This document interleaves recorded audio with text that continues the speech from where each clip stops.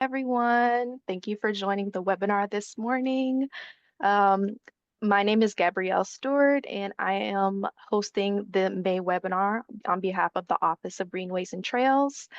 Today, we will be featuring Kailyn Lawson, Community Conservation Manager with the Florida Wildlife Corridor Foundation. Before we get into the webinar, I have a couple of reminders for today's presentation. At the end of the presentation, we will have a question and answer portion, so please hold all of your questions until then. You can use the chat tab to write in your questions at any time. Please note that this webinar is being recorded and will be available to view on the Florida State Parks YouTube channel and our website in the future. And with that, I just want to go ahead and introduce our speaker for today. Kailyn holds a master's degree in climate mitigation and adaptation and sustainable tourism and is passionate about the intersection of conservation, ecotourism, and community engagement.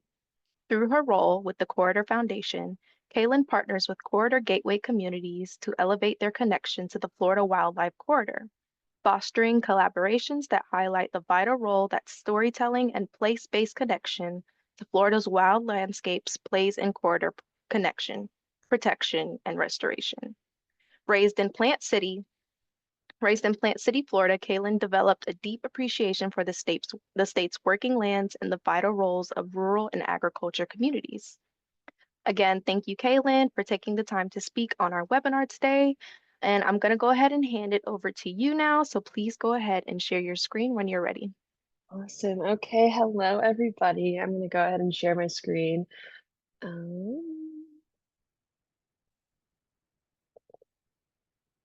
Right.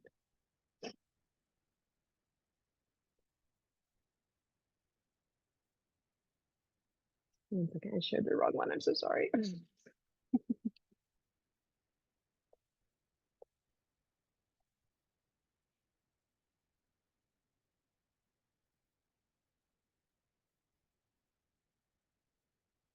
Awesome. Okay.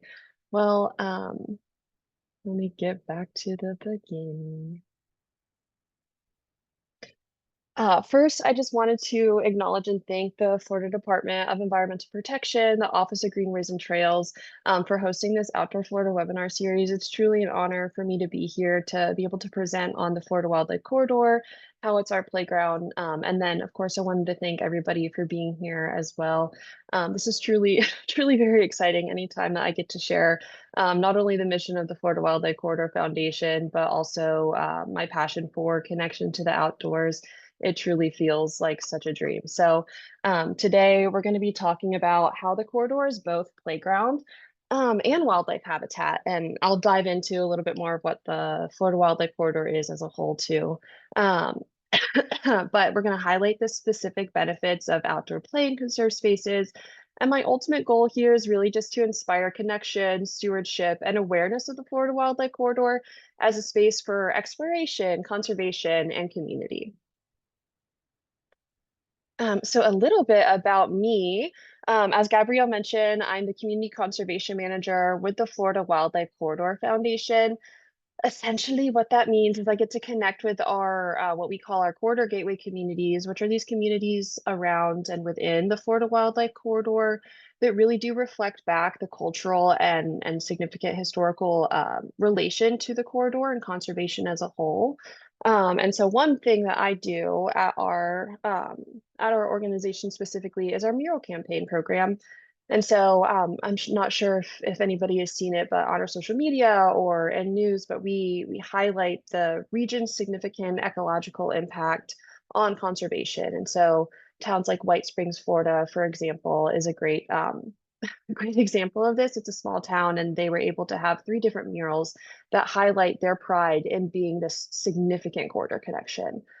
Um, I have my master's degree in climate mitigation and adaptation and sustainable tourism. I do have my undergrad in psychology, which I don't mention often because I feel like people are like, where did this come in? But through my research in my master's program, I was able to research climate anxiety and the connection to citizen science, the connection between community engagement and recycling and waste mitigation, as well as sustainable infrastructure and public-private partnerships. And then equitable access to green spaces and ensuring that there is that future generation of stewards, which we'll get more into later in the presentation. I think more than any professional or educational background and experience, I'm a huge bird nerd. The majority of the time, you can either find me on iNaturalist or Merlin trying to figure out what bird that was, or to collect lifetime achievements of, identifying a certain species, which ultimately highlights the fact that really at the end of the day, I was just that kid that was super into weird bugs, wanted to just climb all the trees, and was super curious about all the cool wild animals around me. Um, so what is the Florida Wildlife Corridor Foundation? You know, we actually just celebrated our 15-year anniversary of the beginning of this campaign. And so our mission is really to champion a collaborative campaign to permanently connect, protect, and restore the Florida Wildlife Corridor. I think probably most important to highlight here is that collaborative piece. And so organizations like FDEP and the Office of Greenways and Trails specifically do the work necessary to connect, protect, and restore the lands. Where we fit in as a foundation is really advocating for those connecting those missing pieces and links necessary for conservation lands, as well as connecting with those local communities and leaders within and around the Florida Wildlife Corridor. Some of you might be asking, what is the corridor? So the corridor, as a geography, we're the foundation, and the corridor itself is this geography that many organizations represent and work towards. Is this 18 million acres of already connected landscape that we do not have to bulldoze, we do not have to switch around. It's already connected, it already exists um, throughout the state, and provides a natural habitat for the passage of wildlife throughout the state to allow for like lacking or protecting against habitat fragmentation and protecting genetic perpetuation, essentially. But of the 18 million acres, 10 million are already conserved. I like to call that one out first because that means we're already over halfway to our goal, essentially. And of the 8 million acres that are remaining in our opportunity areas, as we call them, about 80% of them are private lands. So working lands like timberlands or ranches or citrus groves. Um, I like to highlight that because, as was mentioned in my biography earlier, that connection to agriculture spaces is really significant to not only me personally, but also conservation in our state primarily. And so before we dive into recreation, I want to note that not only is the Florida Wildlife Corridor important for wildlife habitat, that really is just the tip of the iceberg for some of the benefits that the corridor provides. There's also benefits related to clean water through natural filtration and aquifer recharge, flood control and protection, and storm buffers for hurricanes and extreme weather events that we're seeing throughout the state and more commonly in history. And then also that protection of the cultural and historical heritage, like I mentioned with White Springs, or even where I grew up, that rural identity as well as the agriculture towns, that's really significant to people. And it's really important that that is still protected and maintained throughout the state. Um, but of course, we're here today to talk about recreation, one of my favorite topics. And so I wanted to kind of pull up really quickly to look through what recreation looks like in our state in general. And so, thank you, Florida Department of Environmental Protection, for all your incredible resources on this. But in the 2023 to 2027 statewide comprehensive outdoor recreation plan that the Florida Department of Environmental Protection put out, it really showcased the fact that outdoor recreation is a significant part of all Floridians' life. So, number one, to start, there's already a high participation rate in outdoor recreation. And so through this research, what they had to like base it on, it showed about 85% of Floridians participated in some outdoor engagement. Primarily, that was like trail experiences. So activities that could be at state parks or state forests or county parks and the like. That's how the majority of people participated in outdoor recreation. Um, but I think more powerfully than that is that public sentiment really highlights how important outdoor recreation is to all Floridians. So 88% of Florida residents stated that outdoor recreation is significant to their health and quality of life. Um, and I know it's important to me, and I feel like probably very important to everybody here in this webinar. We're here for a reason. But just the fact that 88%, in my research that I did, 88% is such a significant number of people. Um, and so not only is it important for public sentiment and public beliefs, but also economically. And so what this report also highlighted is that outdoor recreation accounts for about 41% of Florida's tourism economy. That's about $60 billion of the $145 billion that the tourism economy provides. And specifically, outdoor recreation supports 1.2 million jobs in this state annually. That's such a significant number. Those are both numbers that it's hard for me to conceptualize and really understand, but that's so significant. Um, I want to do a quick shout out to state parks. In 2023, this report showed that there was approximately 29 million visitors to the 175 state parks throughout the state of Florida. That ultimately contributed an annual economic impact of about $3.6 billion and supported over 50,000 jobs. That again, numbers it below my mind.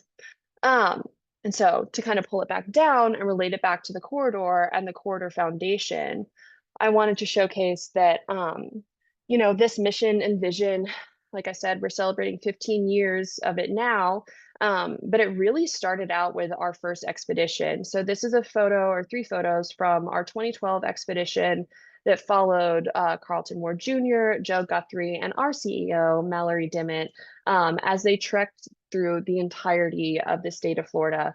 And not only does this emphasize the importance of storytelling, which is crucial for the Florida Wildlife Corridor Foundation as a whole, but also it showcased the corridor through recreational activities. And I'm not necessarily saying that, the 85% of Floridians that participated in trail activities would have participated in trail activities as extreme as these, like hacking through dense forestry. But I do think it showcases that, you can get through the state by recreating and enjoying the natural beauty um, of the Florida Wildlife Corridor. And so as we look at the corridor and why we call it our playground specifically, we talked a little bit about state parks earlier, but within the corridor is comprised of about 75 of the state parks. That's about 42% of the state parks in total. The corridor is also made up of 84% of the state forest and 6,300 miles of trails alone within the Florida Wildlife Corridor. That's pretty significant, but I think I would like to highlight that the 1,100-mile Florida National Scenic Trail is also included in that piece here. And the corridor also supports about 1,700 miles of paddling trails. So those are just like officially recognized paddling trails. There's much more water access within the Florida Wildlife Corridor. Those are just specific paddling trails.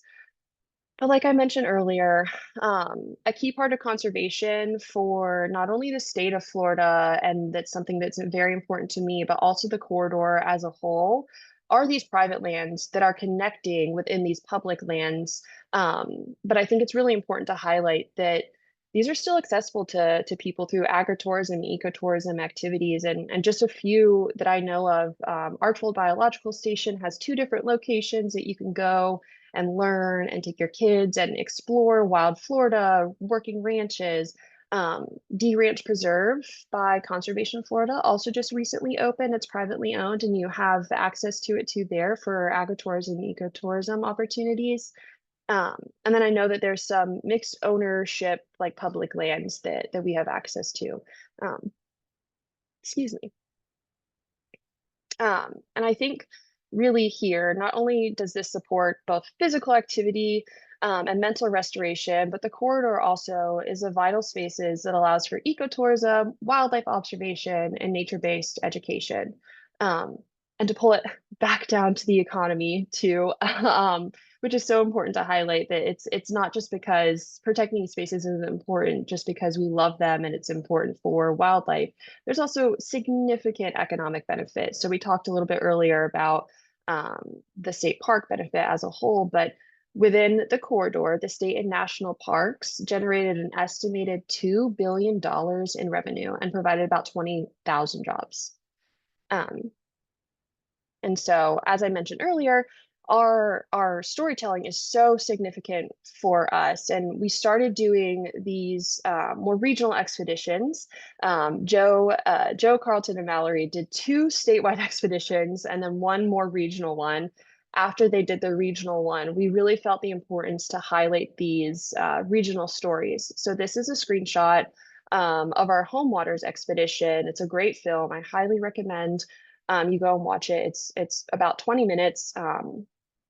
Great for all audience, not just kids. But what this expedition did is it followed three teen trekkers throughout the state or throughout a region of Florida. And it really embodies this theme of Florida Wildlife Corridor being a playground. It's a place to learn and play while also highlighting the story of stewardship of this next generation. Um, I know for me, this one was very significant. I grew up going to the Springs, and so before we continue to kind of dive into these topics, I would love for everybody to just take a second to think about some of your earliest memories in wild Florida, or just nature in general, doesn't have to be in Florida, and think about how that relates to you and your passions now. I know for me, that's so significant. You know, these early experiences inspired an early desire for me to protect this landscape. For example, I grew up going to Lake Wales. That's so significant to me and my family, and you know, being able to be on the lake, but also to walk around these environments and see the wildlife and connect there. Um, Not only did that instill my desire to protect wild Florida and to fall in love with it and to share it, but also I think it highlights the fact that, you know, without even realizing it, some of my earliest and most important memories are what is now, we're in what is now known as the Florida Wildlife Corridor. And I'm sure each of us have a story like that too, that I would love to hear about later as well. Um, but you know, this it really shows that it's much more than a connected landscape. It really is our collective playground that we have had access to and we will continue to have access to. Excuse me. Um, and so, you know, as we continue on this presentation, I want to take a second to highlight that the mission and vision of Florida, of the Florida Wildlife Corridor, has a lot of momentum right now. Like I mentioned earlier, so many organizations across the state are working on this massive and achievable, but massive vision of the Florida Wildlife Corridor. But, you know, it's really important to note for me personally, but also any movement in general, that without investing in the future generations and really bringing more people into the fold and enjoying getting out there and enjoying wild Florida, we would lose this momentum. Um, you know, I like to keep that in mind as we continue to explore the role of outdoor play and future generations of corridor stewards. And so, um, now we're going to explore why outdoor play matters. And so some of these, I think we all know, we've all read the articles, but kids today are spending less time outdoors than any generation in history. Um, and I think that's just the rise of technology, and not only technology as it relates to, you know, individual entertainment, but also education. Um, but then also, we know that outdoor play supports the physical health, creativity, and emotional resilience. And it's important that kids really have this balance of being able to get outside. And we know nature-based play encourages this curiosity and problem solving with kids. But probably most importantly, in terms of long-term impact and connection, is that children who play outside are more likely to connect and protect nature as adults. And this next slide I have here kind of explores a little bit more of the science behind it. And so, of course, from a health perspective, it's important to get outside and play. It's great for our hearts, but it's also really great for our minds. And so pediatricians do recommend about 60 minutes of outdoor play. But actually for younger children, I believe the ages were 2 to 5. Pediatricians actually recommend about 3 to 4 hours of outdoor play. Not only does this help again that physical benefits, but also emotional health and relationship building. Um, there was a study.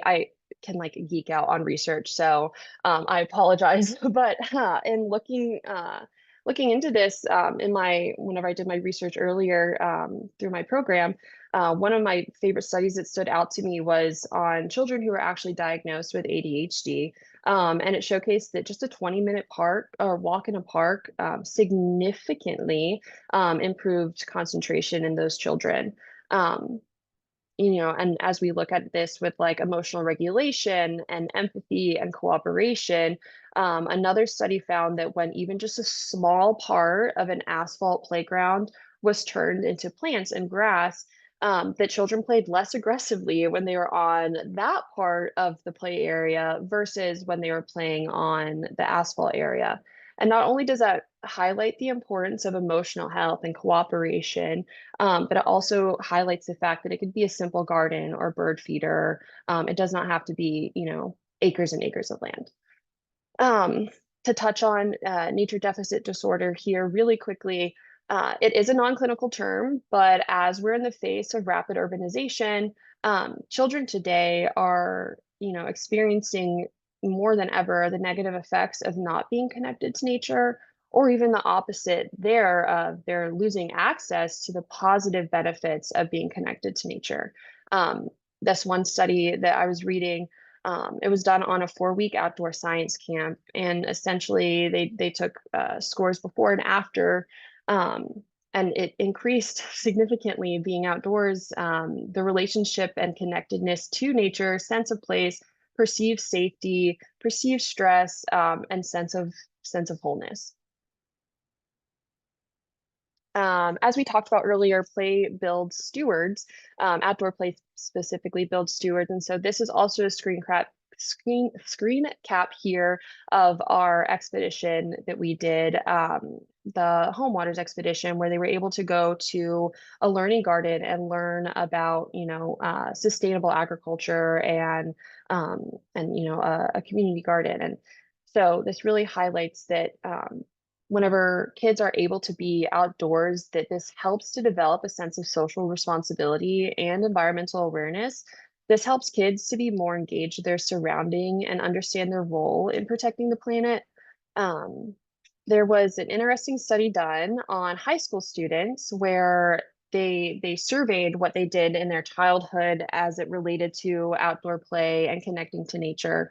And what they found was that children who spend more time outside as kids, as they were entering into adulthood from graduating high school, not only did they feel more positively connected to nature, but also they showed significant increase in citizenship behaviors as well as conservation beliefs and behaviors.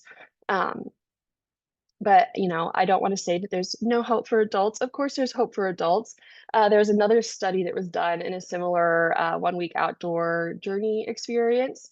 And of course, everything positively increased with well-being and sense of place, connectedness to nature. But something that stood out so much to me, especially as a person who has followed, early childhood experiences and passions into turning it into a career, is that significant portions of this study on adults did highlight that a lot of them began to like question not only their volunteer experience in the world but also their professional experience as it relates to environmental impact. And so some of them were going out of this questioning their careers and or even making some career changes.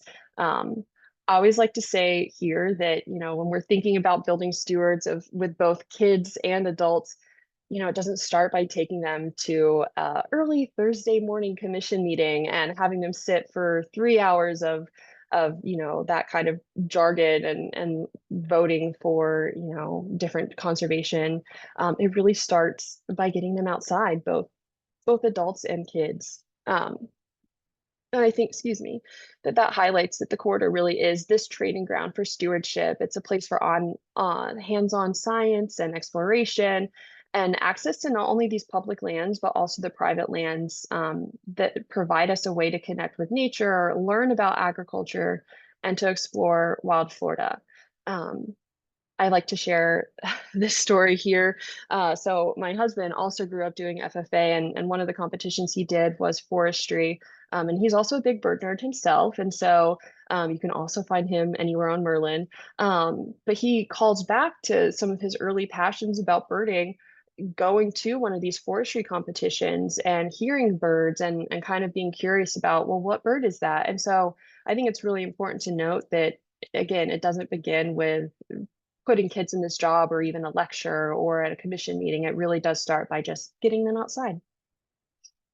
Um, but getting them outside is that is a huge barrier. Sometimes access to outdoors is not completely possible for everybody, especially in the face of rapid urbanization and this feeling of not feeling safe in nature. And so, what I'd like to highlight is the corridor is our playground for a reason. It doesn't have to be this hardcore trekking through 8 miles of swamp to really feel connected to nature. There is a range of play that you can participate within the corridor.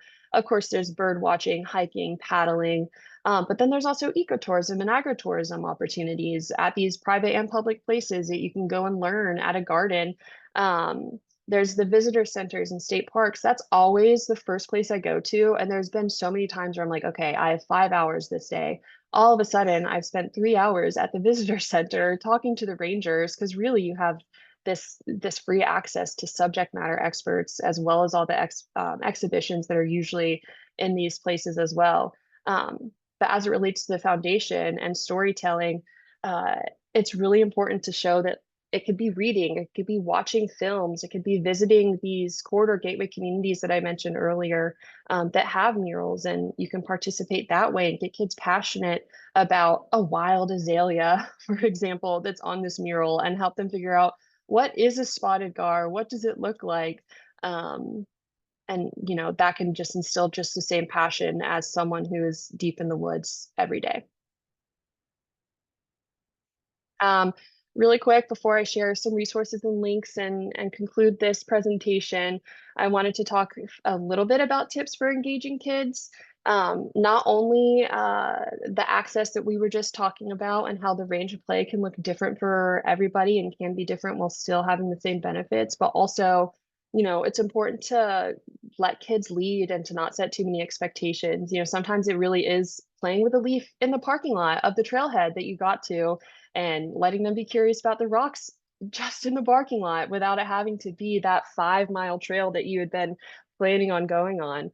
That also, really having that unstructured play in natural spaces and, doing creek walks or fort building or watching bugs. But this part right here, the citizen science, I'm so personally um, invested in, and I think that it really allows for not only kids but adults to turn their curiosity into learning and engagement. If you see a weird bug or a cool leaf or a weird flower, you could take this photo and identify it, and just, it's a rabbit hole. I'm telling you, it starts quickly, but then it makes you more passionate and more aware of your surroundings, and you feel more connected to it too. Um, and yeah, I don't know. It's a really great way to engage with nature, and also fellow people around you as well. There's also ways to bring outdoors home with nature journals and garden kits and bird feeders. This bit here about workshops. My nephew surprised me one day. We were out for a walk at the lake, and all of a sudden he asked me to borrow my phone. He's 5 years old. He asked me to borrow my phone. I was like, sure, why not? And he starts taking pictures of like the sandhill cranes that were right in front of us, and then there was bunnies that hopped across the trail, and he took pictures of them. And I was just like, you know what? I don't. It was really inspiring to me, that he might be a future photographer. You never know. Um, but more than anything, I think it's important to keep a positive association. You don't want kids to associate the outdoors with grumpy parents or overwhelmed adults in the area. So keeping that positive association allows them to kind of create not only their own experience, but to have a more positive experience. And so I want to share some resources and links. There's this really great organization, the Children Nature Network, that talks about equitable access to outdoor spaces for children as it relates to developing future stewards of conservation and environmental protection. But also, if you're ever feeling stuck or you've been doing the same recreation, the Florida Department of Environmental Protection, the Outdoor Recreation Inventory Map is a really, really great, super thorough um, uh, map that it's dynamic and you can zoom in or zoom out and find different recreation activities around you. And of course, as it relates to the Florida Wildlife Corridor and the Corridor Foundation, our website has a lot of resources and information about the corridor. I would also encourage everyone to follow us on social media, look at our expeditions and see our films and some of our murals. And so with that, I just wanted to thank everybody for being here again, and just highlight the fact that the Florida Wildlife Corridor is not just land to protect, it's a living legacy and a natural classroom for the next generation. To conserve it is to invest in Florida's future stewards. Thank you. Thank you so much, Kaylin. So many resources and so many information. I've actually been exploring mulberries and blackberries that have been growing in my backyard, and my kids have Mhm. shown a lot of interest.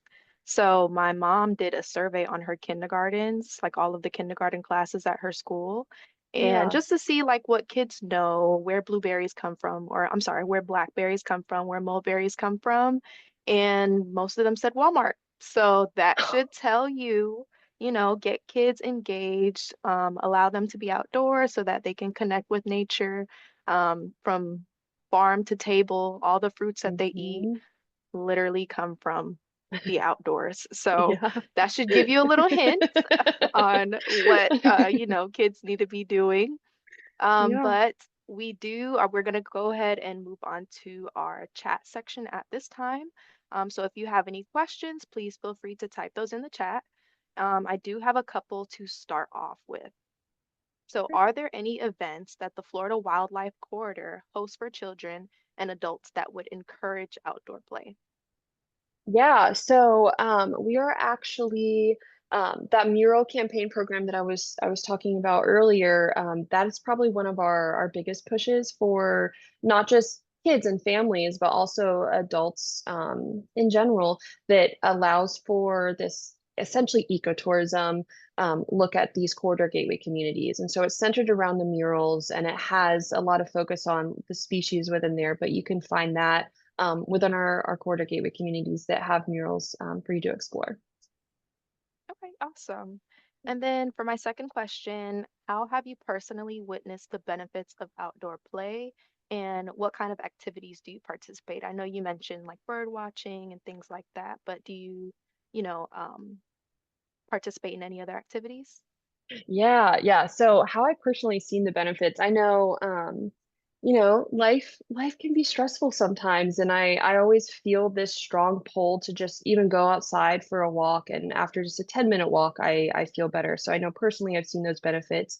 I've also seen it with my nieces and nephews as well, engaging in outdoor play with them. Luckily, they're growing up in a place where they are outside like 80% of the time anyways.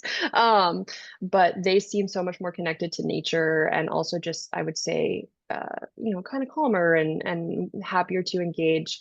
But then beyond, bird watching, which again, if anybody ever wants to geek out with me about birds, I'm here for it. But I paddleboard, I hike, I try to get outside as often as possible, even if it's just a walk. But yeah, a lot of it really does come down to birding and taking pictures of cool birds and weird bugs. That's awesome. Yeah. That's awesome. I love that. Okay, so we're gonna go ahead and move on to a couple questions in the chat. So Monique says, can she please share any of the references, book research, etc. for these studies? Mhm. She wants to share with her younger generation family and their kids. Thank you. So if you have any Absolutely. resources. Yeah, absolutely. I Hmm. have I can share my presentation because it actually in the notes of the presentation I put the citations for each of the studies, so I'd be happy to do that. Or I can put my email in the chat. So Monique or anybody, if you want to email Hmm. me. feel free, and then I could send it that way. Like, our emails are Okay, so long, awesome. corridor.org. There you go. Okay, so I see it in the chat. So if anybody wants to email questions directly to Miss Kaylin, you can do that.